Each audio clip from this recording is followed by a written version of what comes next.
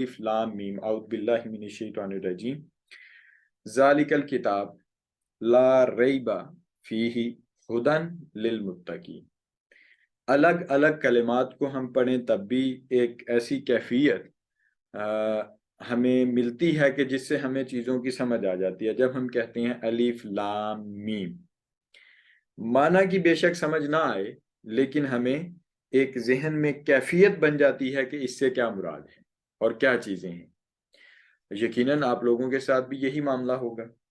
الف لام میم سادہ بات عرض کر دوں، ایک ہی جملے میں آگے بڑھتا ہوں کہ اس سے مراد صرف یہ ہے کہ یہ ایک ایسی راز اور نیاز کی بات ہے جو محب اور محبوب کے درمیان ہے،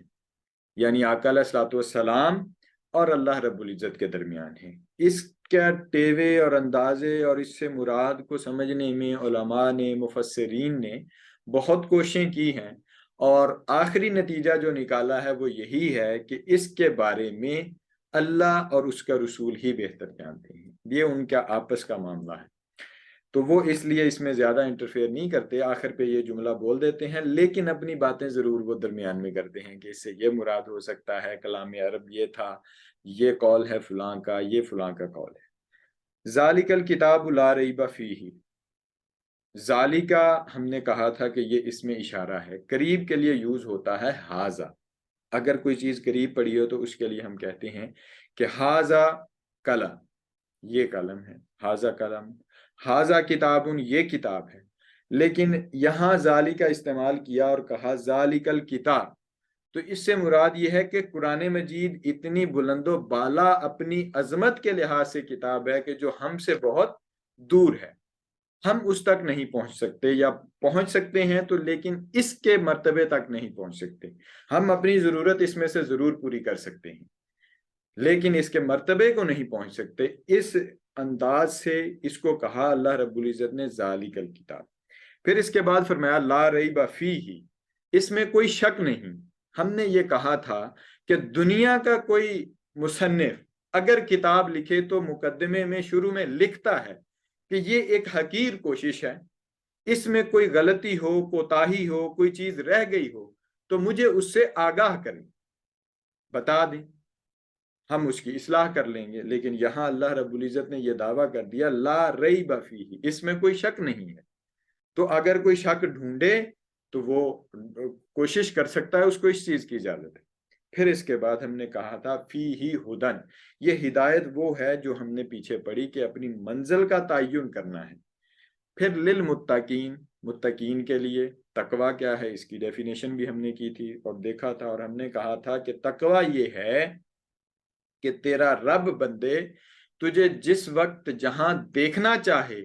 تو اس وقت وہاں ہو، اور جہاں تجھے نہ دیکھنا چاہے تو اس وقت وہاں نہ ہو۔ یہ تقوی ہے، یہ تقوی ہے۔ بہت ساری تفسیر دیگر بھی تھی، دیگر معاملات بھی، لیکن شارٹ کرتے ہوئے آگے بڑھتا ہوں۔ الذین یؤمنون بالغیب، یہ وہ لوگ ہیں جو غیب پر ایمان لاتے ہیں۔ غیبی، غیب کیا چیزیں ہیں؟ ہر وہ چیز جو آنکھوں کو نظر نہیں آتی یا جس کو انسان سمجھ نہیں سکتا، وہ غیب ہے۔ تو اس لحاظ سے اللہ رب العزت نے ہمیں اپنے حبیب کے ذریعے سے ہمیں خبر دی کہ اللہ رب العزت ایک ہے، آخرت کا بھی کوئی نہ کوئی چکر ہے، اسی طرح سے دیگر معاملات ہیں۔ نماز پڑھنی ہے، ایسے پڑھنی ہے، ہمیں نہیں پتا اس کا کیا ہے، لیکن وہ آقا علیہ الصلوۃ والسلام نے فرما دیا کہ ایسے پڑھنی ہے، اس سے تمہارا رب راضی ہوتا ہے، تو یہ ہم نماز پڑھتے ہیں۔ تو اس طرح سے تمام چیزیں وہ غیب ہیں، وہ غیب ہیں، اس پر ایمان لانا۔ اور اس کے ساتھ آج میں ایڈیشن کے طور پہ باقی سب کے لیے بھی چیزیں عرض کر دوں ایڈیشن کے طور پہ، اور میں معذرت خواہ بھی ہوں اگر کسی کو دوبارہ سے یہ سننا پڑ رہا ہے، تو کوشش کریں گے ہم کہ اب آئندہ مزید لوگوں کو انٹر نہ کریں تاکہ ان کے ساتھ بھی زیادتی نہ ہو اور جو پڑھ رہے ہیں ان کے ساتھ بھی زیادتی نہ ہو۔ تو اس کے ساتھ ایک چیز میں نئی آپ کے ساتھ ایڈ کر دوں کہ ایمان بالغیب، آقا علیہ الصلوۃ والسلام کے اصحاب کے لیے ایمان بالغیب کوئی بڑی بات نہیں تھی، چونکہ آقا علیہ الصلوۃ والسلام تو خود ان کے درمیان موجود تھے، آقا علیہ الصلوۃ والسلام خود ان کے درمیان موجود ہیں، تو ان کے لیے غیب پر ایمان لانا کوئی ایسی بڑی بات نہیں ہے، یعنی بڑی بات ہے لیکن اس سینس میں کہ توحید کی دعوت دی، لیکن ہمارے اندر تو اس وقت بنفس نفیس اس طرح سے موجود نہیں ہے۔ بے شک آقا علیہ الصلوۃ والسلام ظاہری وصال فرما چکے ہیں لیکن ہمارے سامنے اس طرح سے موجود نہیں ہے، تو اس کے متعلق اس کی اور ہماری امت کی خاص طور پہ یہ اس کو شرف بھی ہے، یہ فضیلت بھی حاصل ہے۔ میں یہاں پہ ایک حدیث مبارکہ آپ کو سنانا چاہوں گا کہ ایک مرتبہ حضور نبی اکرم صلی اللہ علیہ وسلم نے اپنے صحابہ سے دریافت فرمایا، کیا دریافت فرمایا کہ سب سے عجیب ترین ایمان کس کا ہے؟ صحابہ نے عرض کیا یا رسول اللہ صلی اللہ علیہ وسلم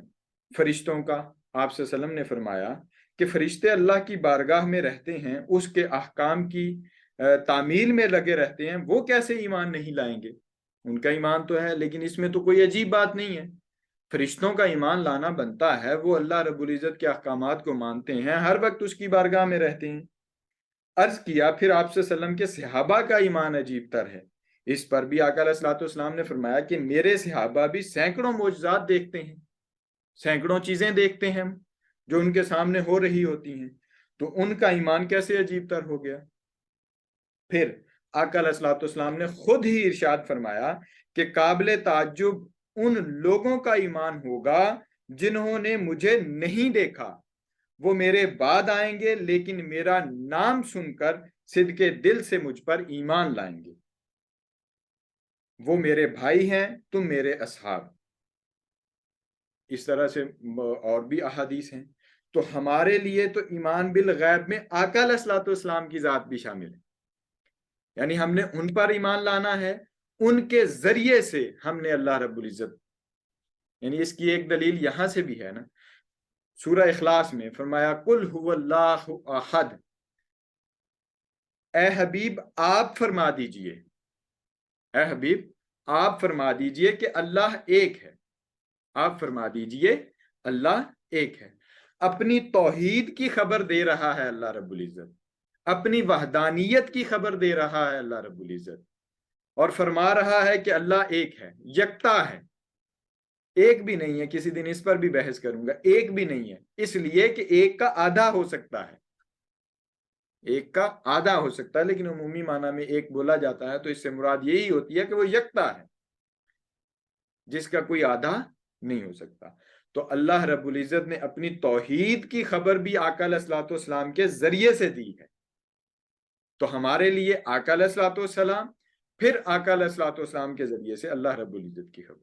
پھر اس کے بعد روز قیامت کی جزا سزا اور وہ ساری چیزیں جو ہمیں ملتی ہیں دین میں آقا علیہ الصلوۃ والسلام کے ذریعے سے، یعنی کچھ قرآنی ٹیکسٹ کے ذریعے سے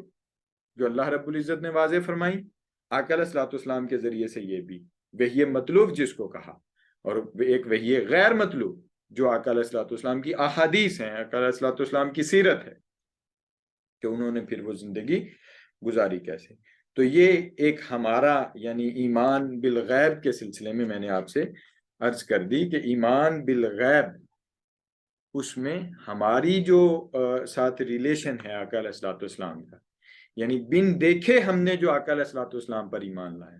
اور اس کو آقا علیہ الصلوۃ والسلام نے فرما رہے ہیں کہ وہ میرے بھائی ہیں، یہ صحیح حدیث مبارکہ ہے،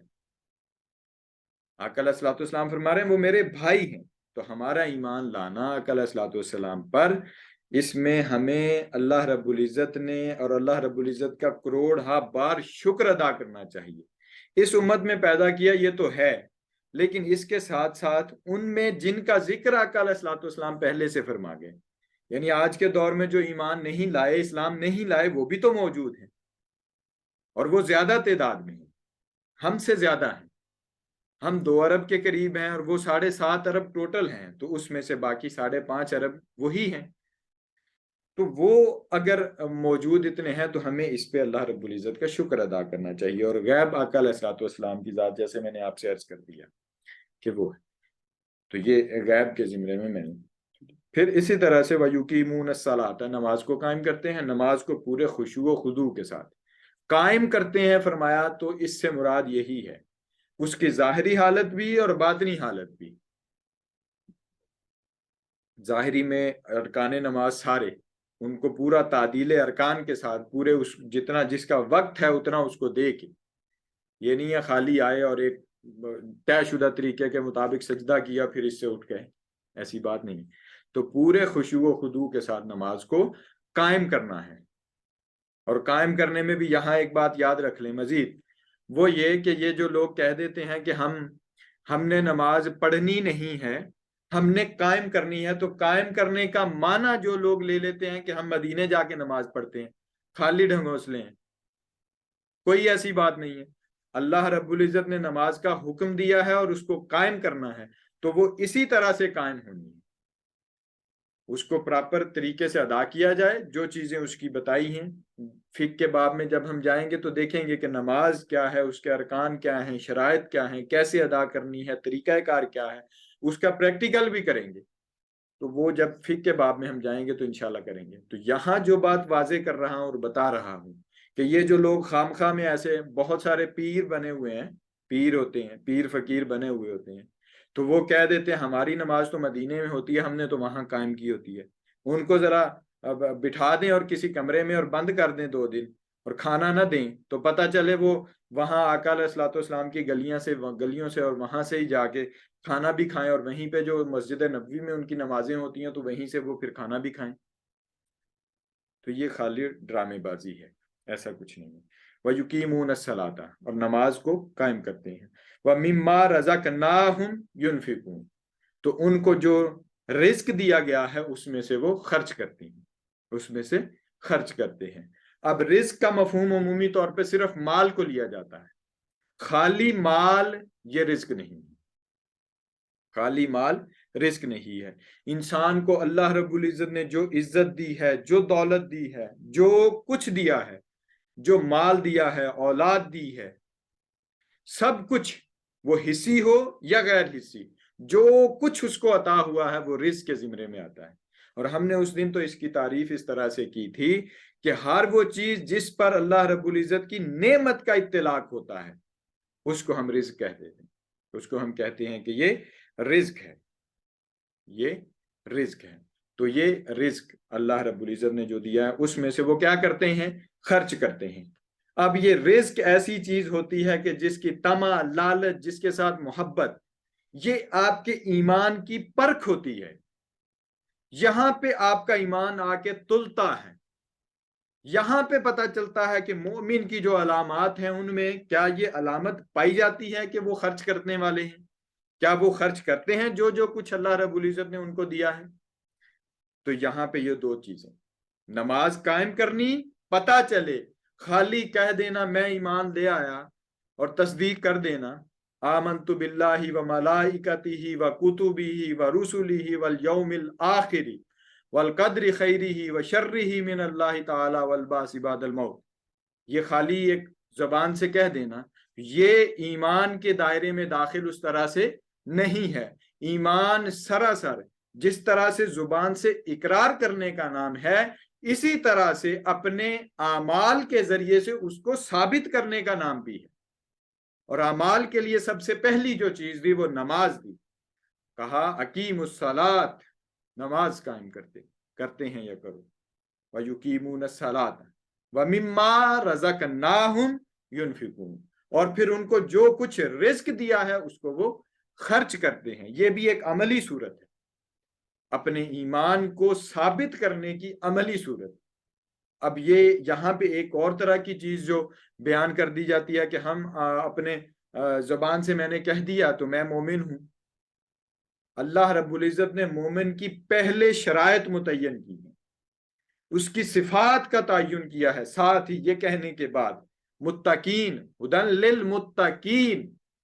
اور متقین اور مومن ان کے لیے شرط کیا ہے؟ الذین یؤمنون،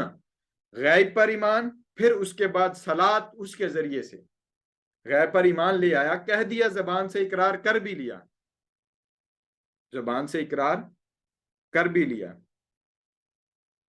اور پھر اس طرح سے اپنے عمل کے ذریعے سے اس کا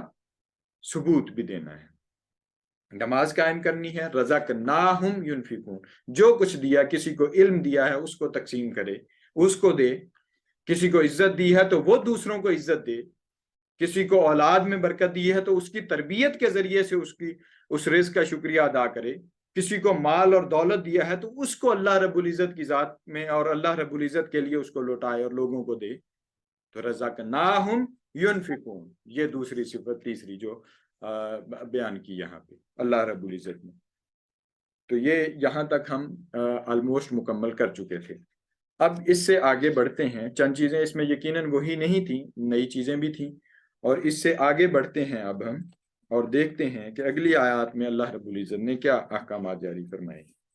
والذین یؤمنون بما انزل الیک، اب انہی کی اور آگے علامات بیان ہو رہی ہیں، اور اس میں فرمایا وما انزل من قبلک وبالآخرۃ ھم یوقنون۔ پہلی چیز جو بیان فرمائی والذین یؤمنون بما انزل الیک، دو تین چیزیں یہاں سے واضح ہو رہی ہیں۔ ایمان بالکتب، سب سے پہلے ایمان بالکتب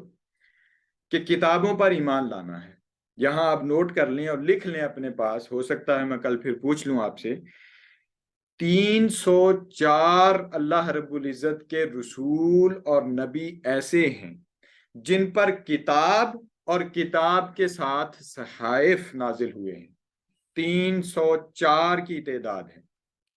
باقی سب بھی آئے، کسی پر ایک، کسی پر دو، یا کسی پر اسی طرح سے آتے رہے احکامات،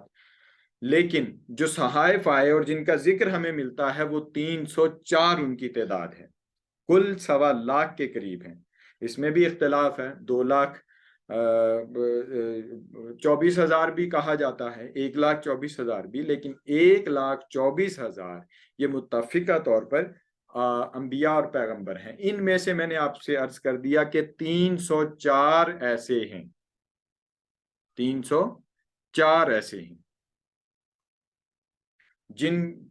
جن پر جو ہیں وہ صحائف نازل ہوئے ہیں۔ جی یہ سید احمد شاہ صاحب کا بھی آیا بیان، اس میں بھی یہ چیز ہے، یعنی 313 بھی ہے، اس سے زیادہ بھی ہیں۔ تو میں آپ کو جن کے ذریعے، یعنی جو میں اپنے طور پہ آپ سے شیئر کر رہا ہوں، جو چیز میں نے دیکھی ہے اور پڑھی ہے، 304 جن کا ذکر ہے۔ تو ان میں سے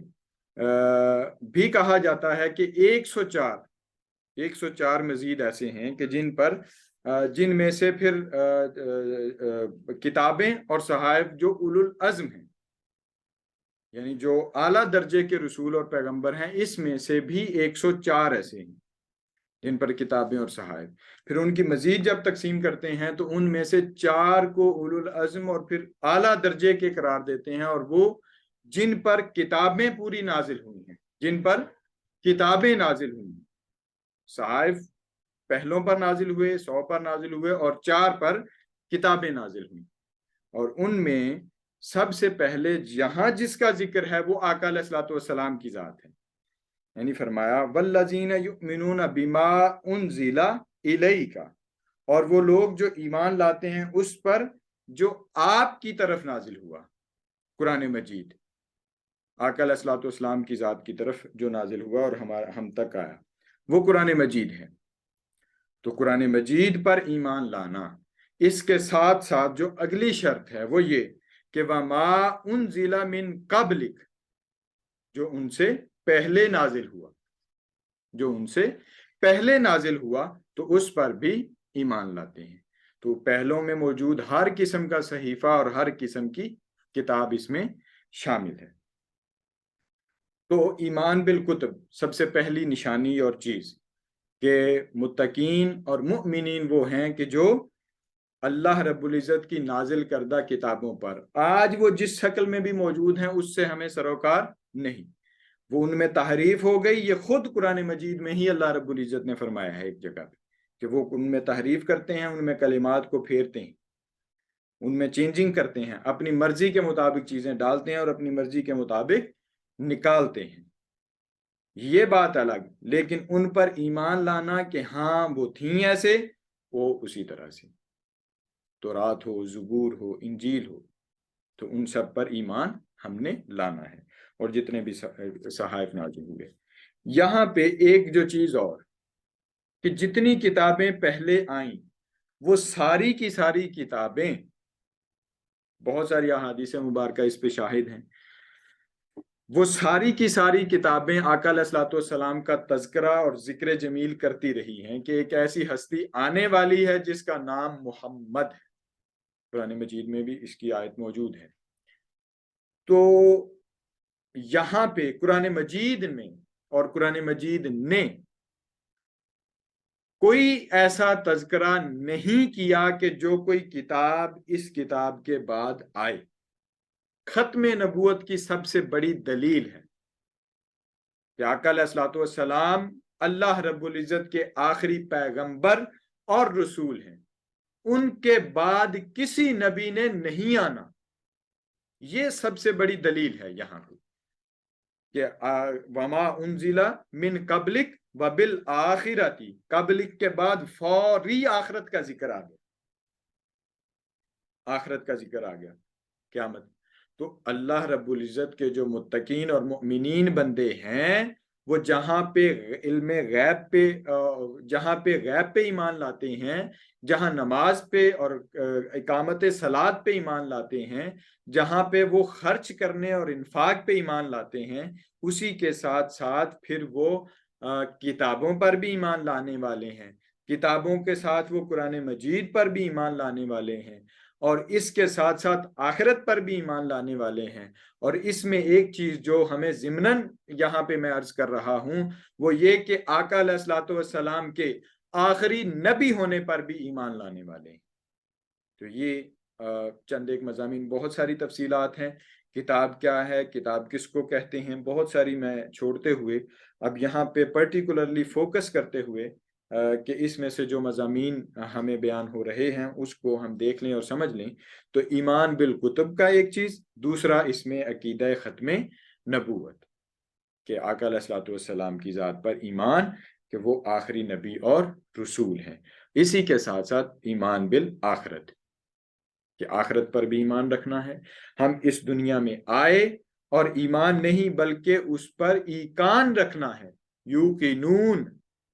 اب ایک یہ ایسی چیز ہے کہ جس سے ہم ایک رتی برابر بھی آگاہ نہیں ہے، کوئی علامات اس قدر ہمارے پاس اس طرح سے ہمارے پاس نہیں ہے کہ جو آخرت میں کیا ہوگا، جنت اور دوزخ کیا ہیں، کیسے ہیں، بے شک وہ بیان کی ہوئی ہیں، تصریحات ہیں موجود، لیکن اس طرح سے اس کا واضحیت ہمارے سامنے نہیں ہے۔ یہی ایمان بالغیب کا حصہ ہے کہ ہمیں اس پہ یقین رکھنا ہے، ہماری قبر کی زندگی کیسے ہوگی، ہمیں وہاں پہ سوال ہوگا تو ہماری کیا کیفیت ہوگی، اس کی کشادگی اگر مومن کے لیے ہے تو کتنی ہوگی اور کتنی نہیں ہوگی، پھر اسی طرح سے اگر کسی کے لیے وہ تنگ ہے تو کتنی تنگ ہے، کتنی نہیں، تو یہ ساری چیزیں، لیکن اس پر بھی ہمیں ایقان رکھنا ہے کہ ایک دن آئے گا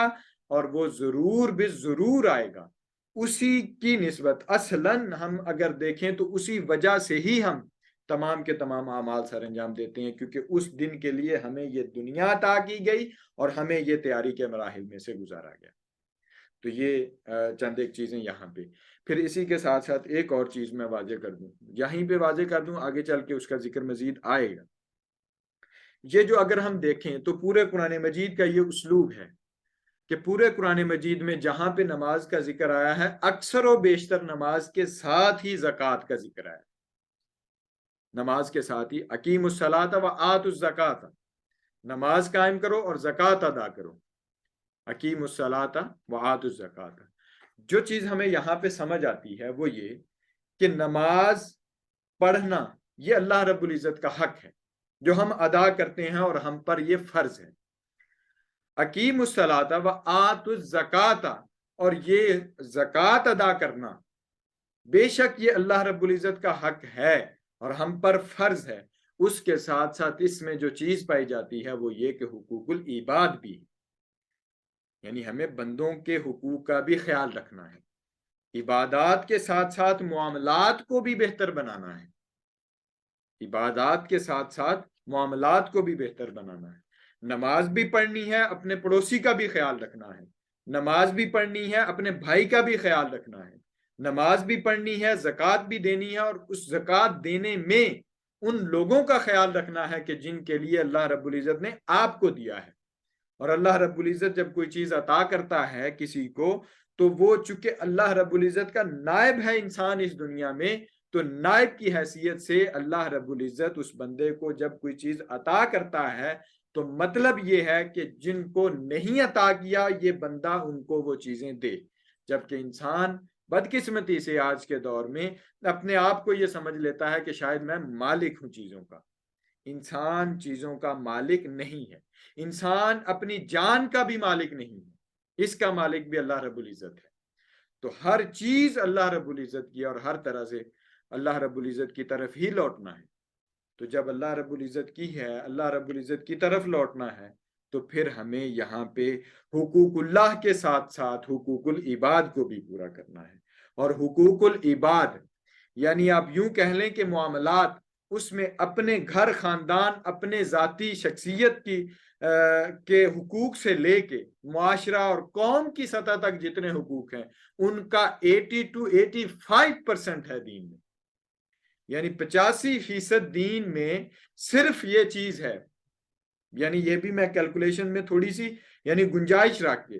میں اس کی آپ کو واضح مثالیں بھی دے سکتا ہوں۔ ایک چھوٹی سی مثال دیتا ہوں، بہت ساری چیزیں اور بھی ہیں۔ آپ اب ایک دن کا اگر حساب لگائیں تو ایک دن میں آپ کتنی نمازیں پڑھتے ہیں؟ 5 نمازیں جن کا حکم دیا اللہ رب العزت نے۔ 5 نمازوں پہ کتنا وقت درکار ہوتا ہے؟ میکسیمم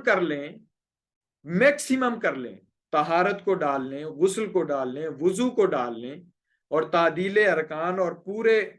خشوع و خضوع کے ساتھ نماز پڑھنے کو ڈال لیں تو میرا نہیں خیال کہ 2 گھنٹے سے زائد لگتے ہوں گے۔ اور ایک دن میں گھنٹے کتنے عطا کیے ہیں؟ 24 گھنٹے عطا کیے ہیں۔ 24 میں سے 2 گھنٹے اس نے اپنی عبادت کے لیے رکھے جو ہم نے خالصہ تن اللہ رب العزت کے لیے کرنی ہے، 2 گھنٹے صرف۔ ایک انسان عام نارمل انسان کے لیے 6 گھنٹے نیند کافی ہوتی ہے جوان کے لیے،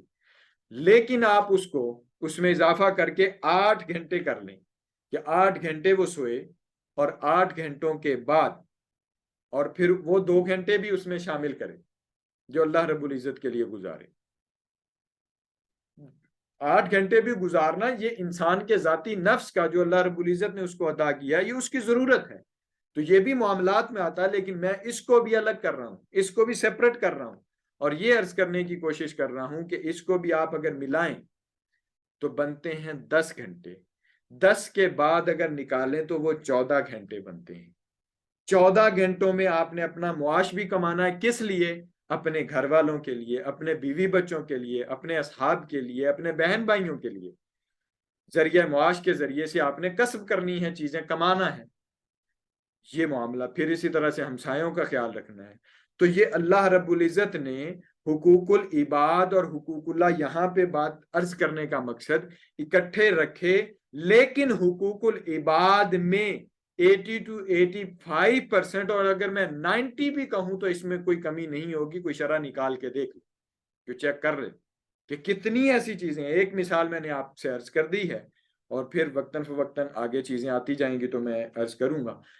بات کرنے کا مقصد یہ کہ اللہ رب العزت نے قرآن مجید کا یہ اسلوب ہے، جہاں بھی نماز کا ذکر کیا اکثر و بیشتر ساتھ میں زکوٰۃ کا ذکر کیا، زکوٰۃ کا ذکر کیا۔ زکوٰۃ کے چیپٹر میں جائیں گے تو دیکھیں گے کہ زکوٰۃ کیا ہے۔ پھر اس کے بعد